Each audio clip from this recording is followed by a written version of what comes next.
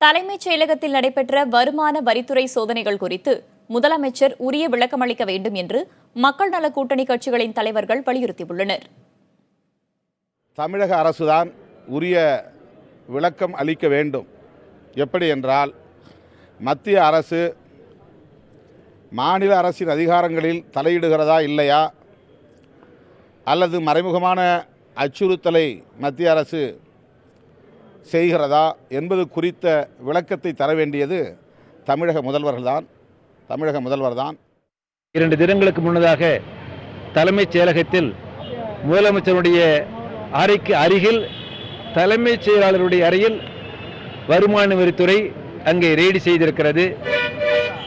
முதலமைச்சர் அங்கு இருந்திருக்கிறார். இதுவரை எந்த விளக்கம் அளிக்கவில்லை. முதலமைச்சர் அவர்கள் விளக்கம் அளிக்க வேண்டும் என்று மார்க்சிஸ்ட் கம்யூனிஸ்ட் கட்சியின் சார்பாக வலியுறுத்துகிறேன்.